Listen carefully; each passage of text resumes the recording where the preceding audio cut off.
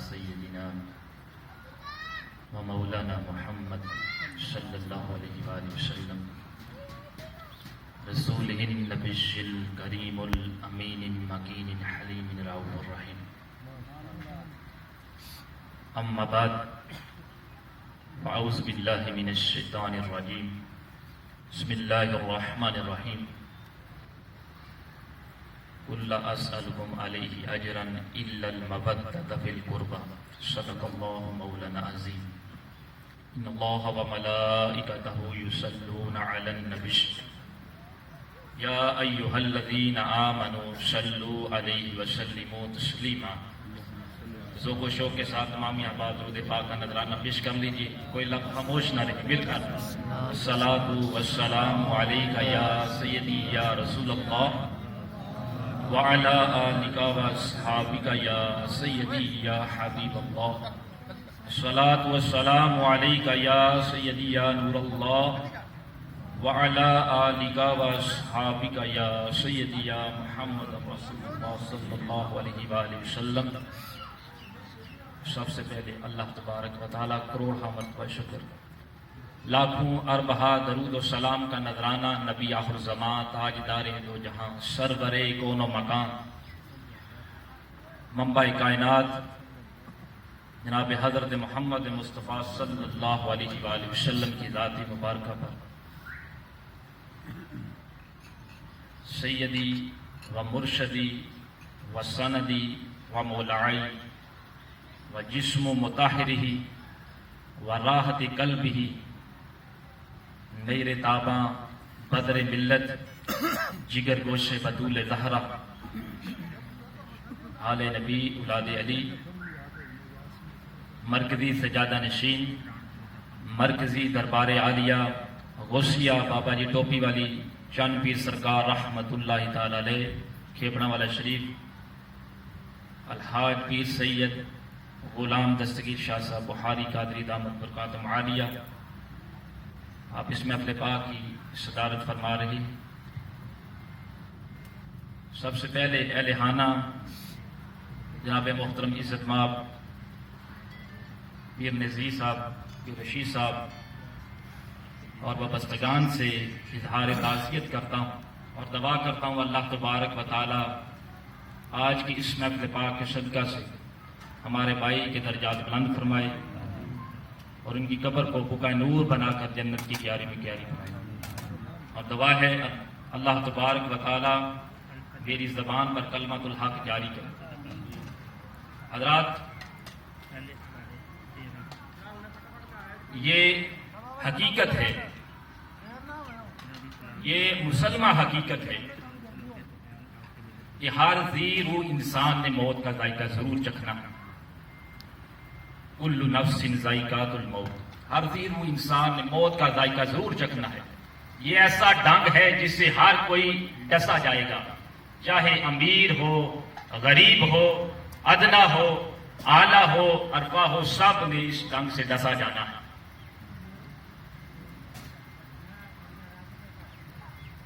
تو اسی لیے امام غزالی کی ایک محفل پاک سجی تھی اسی طرح. گزارش ہے کہ تھوڑے تھوڑا آگے ہو جاؤ، جگہ دے دو. بڑی مہربانی، تھوڑی جی تکلیف کرو، بار بار تکلیف نہیں دینی ہے کیونکہ بیان ہو رہا ہے. سادہ صاحب کو ڈسٹرب نہیں کرنا، صرف ایک بار گزارش ہے تھوڑا آگے ہو جاؤ. بڑی مہربانی، جزاک اللہ. الصلاۃ والسلام علیک یا رسول اللہ وعلی آلک وصحبہ. تو میں یہ عرض کر رہا تھا کہ امام غزالی کی اس طرح محفل پاک سجی تھی، لوگوں کا بڑا اجتماع تھا. بڑی محفل میں ایک شخص کھڑا ہو گیا.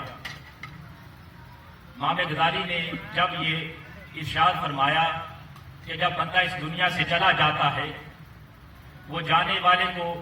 وقت دے دیتا ہے، ٹائم دے جاتا ہے، تو ایک شخص کھڑا ہو گیا، عرض کرنے لگا آپ نے یہ بات کیسے کی؟ فرمایا بات میں نے اس لیے کہی بطور تنبیہ کے طور پر، بندہ جو ایک تو چلا جاتا ہے وہ اپنے وابستگان، اپنے رشتہ داروں کو ٹائم دے جاتا ہے، لو میں چلا گیا ہوں، اب میری باری تھی،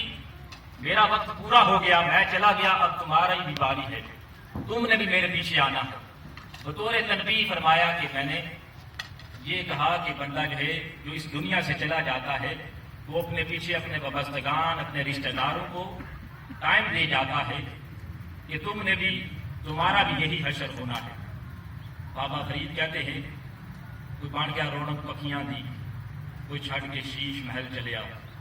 کوئی پلیا ناز دے نخریاں کوئی ریت گرم تے پھل چلیا، کوئی بھول گیا مقصد آمن دا، کوئی مقصد حل کر کے چلیا۔ غلام فریدہ تے سب مسافر نہیں، کوئی اج چلیا کوئی کل چلیا۔ تو ہر انسان نے موت کا ذائقہ ضرور چکھنا ہے۔ حضرت یعقوب علیہ السلام ہیں، اللہ کے بڑے برگزیدہ پیغمبر ہیں، آپ نے حضرت اسرائیل علیہ السلام سے وقت لیا، کہا کہ جب میری روح قبض کرنے کے لیے آنا تو مجھے بتا کر آنا، میرے پاس پیغام رساں بھیجنا، مسنجر بھیجنا، تاکہ میں تیاری کر سکوں۔ کچھ عرصہ حضرات گزرتا ہے تو کیا ہوتا ہے، ملک الموت حضرت اسرائیل آ جاتے ہیں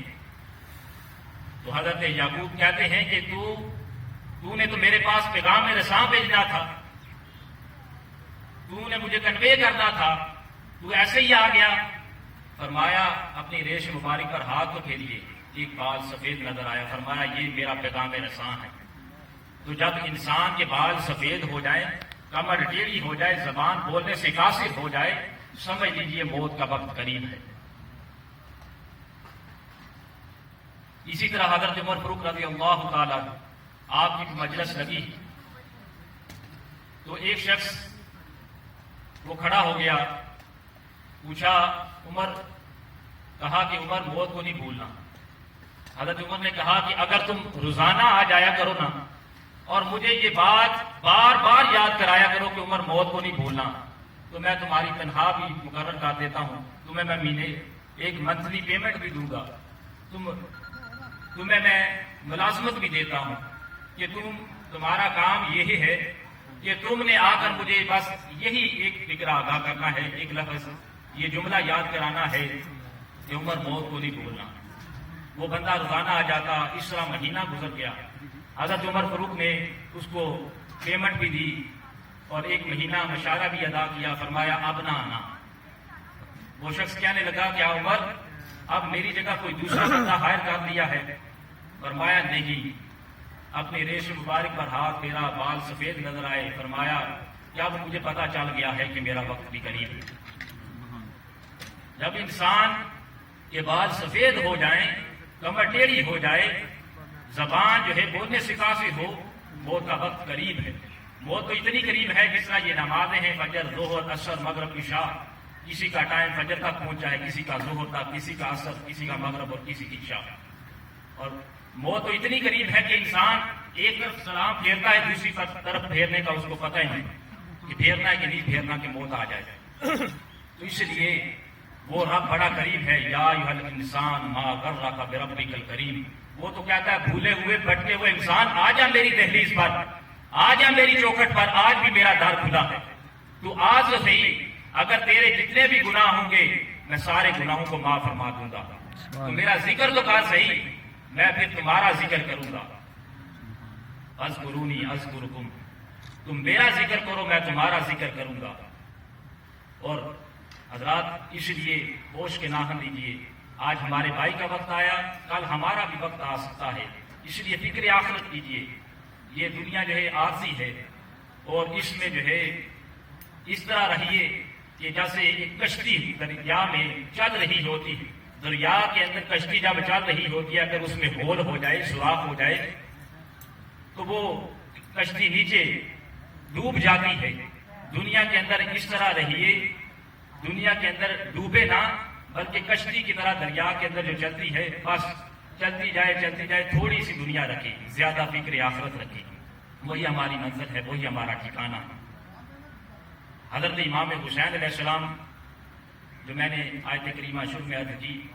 اب میں آپ کو بتاتا ہوں کہ جو کربلا کا درد انگیز پیغام کیا تھا، فکر حسینی کا وارث کون شخص تھا، کس کو ہونا چاہیے، اس میں کون کون سی کوالٹیز ہونی چاہیے، کون کون سی فیچرز ہونے چاہیے، میں آپ کو بتاتا ہوں امام حسین علیہ السلام نے اور آپ کے سراپا وفا ساتھیوں نے کربلا کے میدان میں جو حضرات قربانی پیش کی اس کو کوئی فرموش کر سکا ہے؟ نہ کوئی اس کو کبھی کوئی فرموش کر سکے گا۔ علامہ اقبال کہتے ہیں کہ شوکت شام و فر بغداد رفت، شوکت شام و فر بغداد رفت، سطوت غرناطہ ہم از یاد رفت۔ کہ بغداد اور شام کی شان و شوکت اور عالی شان حکومتیں ختم ہو گئی ہیں اور غرناطہ کا رعب و دبدبہ مٹ گیا ہے، لیکن تارے ماں زخماش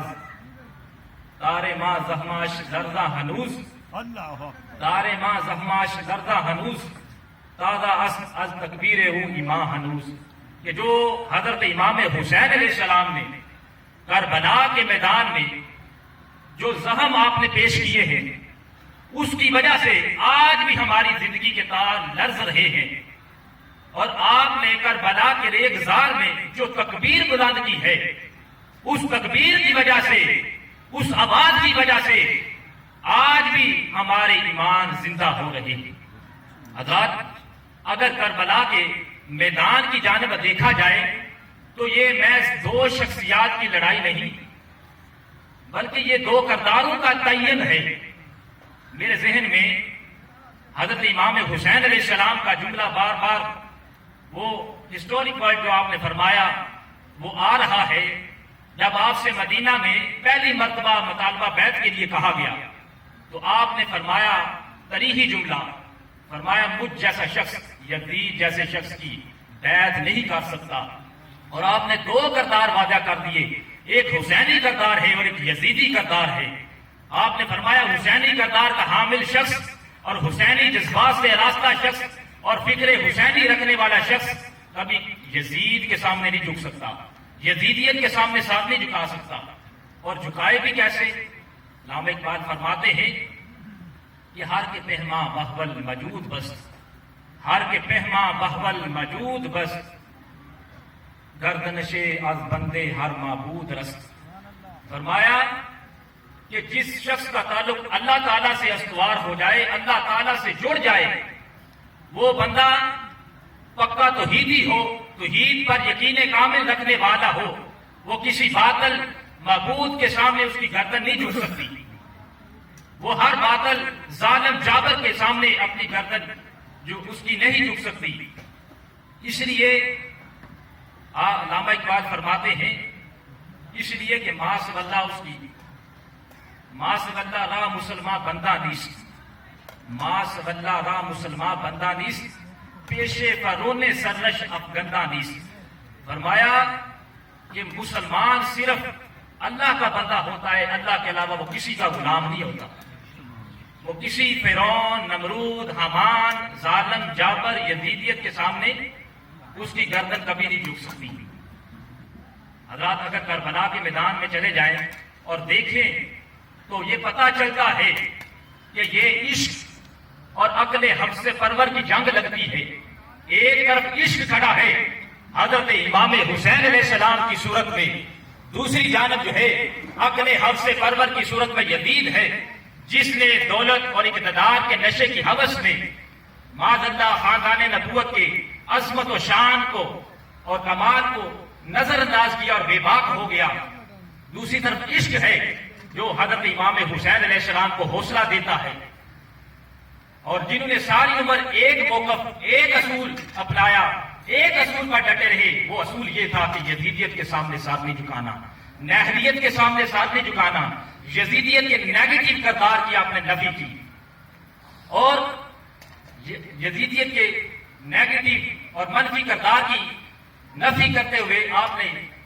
تمام لوگوں کو یہ بتا دیا کہ یزیدیت کے سامنے کبھی ساتھ نہیں آپ نے جھکانا۔ حضرات، اسی طرح حضرت امام حسین علیہ السلام آپ نے یہ بھی بتایا کربلا کے میدان میں کہ ہمیں جو ہے عقل تو کہتی ہے، حضرات عقل کیا کہتی ہے؟ عقل تو یہ کہتی ہے کہ حضرت امام حسین علیہ السلام، کیونکہ آپ 72 آدمی ہیں، 72 لوگ ہیں، بچے اور بوڑھے اور بچے اور عورتیں آپ کے پاس ہیں، آپ کے ساتھ ہیں، ان کے پاس کوئی جنگی ساز و سامان نہیں، کوئی اسلحہ نہیں، دوسری طرف جو ہے ہزاروں کی تعداد میں افواج ہے، جدید اسلحہ سے لیس ہے، اور اگر یہ کہتی ہے کہ چند گھنٹوں میں جنگ ہوگی اور آپ سب خون میں نہا جاؤ گی، اور پھر پردیش میں غربت اور بچے اور عورتوں کا پھر کیا بنے گا؟ اگر یہ کہتی ہے کہ وہ نتائج سے ڈراتی ہے، وہ کہتی ہے کہ قدم اٹھائیے اور بھاگ نکلیے، یہ عشق ہے جو حوصلہ دیتا ہے، عشق کہتا ہے کہ ڈٹے رہیے، اور حضرت امام حسین علیہ السلام کو کربلا کے میدان میں عشق نے حوصلہ دیا، اور عقل اور عشق کی اس جنگ میں جیت عشق کی ہو جاتی ہے۔ علامہ اقبال رحمۃ اللہ تعالی علیہ فرماتے ہیں کہ مومن از عشق است او عشق از مومن است، مومن از عشق است او عشق از مومن است، عشق را ناممکن ماممکن است، کہ عشق جو ہے مومن ہے، مومن عشق ہے، اور عقل جو ہے وہ خوف اور رو میں مغلوب ہو جاتا ہے۔ یہ عشق ہے جو ڈٹا رہتا ہے، یہ عشق ہے جو بے خوف رہتا ہے، یہ عشق ہے جو ہے باطل کے سامنے کھڑا رہنا سکھاتا ہے، اور عشق ہی ہے جو نتائج کی پرواہ نہیں کرتا۔ عقل اور عشق کی اس جنگ میں جیت عشق کی ہو جاتی ہے۔ اس وجہ سے علامہ اقبال فرماتے ہیں کہ صدق حلیل بھی ہے عشق، صدق حلیل بھی ہے عشق، صبر حسین بھی ہے عشق، مارکہ وجود میں بدر و حنین بھی ہے عشق، اور عشق اور عقل کی اس جنگ میں جیت عشق کی ہو جاتی ہے، جس کی واضح حضرات علامت ہے کہ قتل حسین اصل میں مرگ یزید ہے، قتل حسین اصل میں مرگ یزید ہے، اسلام زندہ ہوتا ہے ہر کربلا کے بعد۔ حضرات آج کے اس دور میں، آج کے اس ایرا میں آپ کو کربلا کا پیغام پیش نظر رکھنا سب کو ضروری ہے۔ وہ کیا پیغام ہے؟ صرف محرم کے ان پاک ایام میں شہدائے کربلا کو خراج تحسین پیش کر دینا یہ کافی نہیں ہے، بلکہ ضرورت اس امر کی ہے جو حسینی مشن تھا، جو حسینی فکر تھی، اس مشن اور فکر کے امین اور وارث بنا جائے،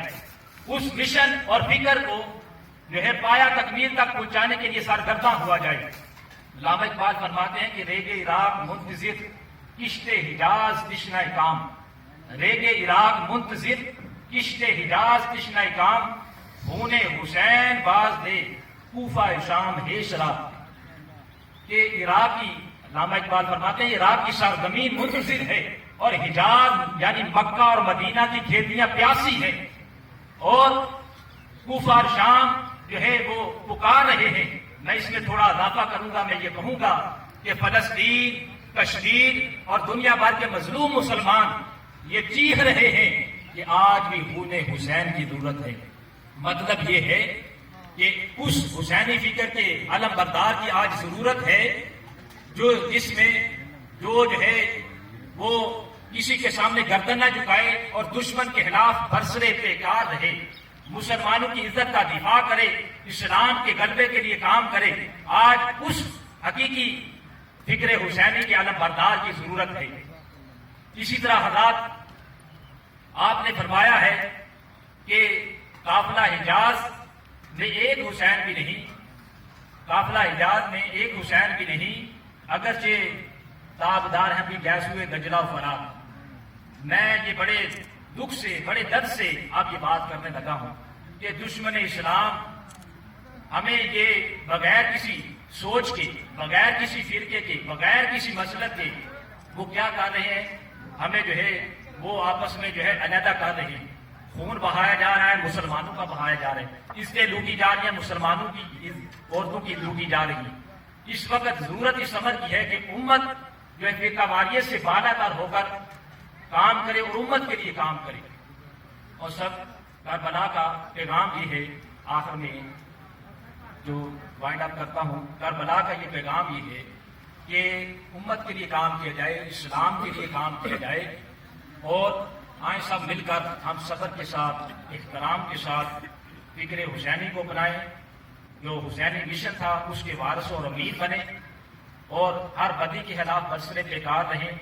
اسلام اور جو ہے مسلمانوں کے لیے کام کریں۔ اللہ پاک ہم سب کو اس کی توفیق عطا فرمائے۔ آمین۔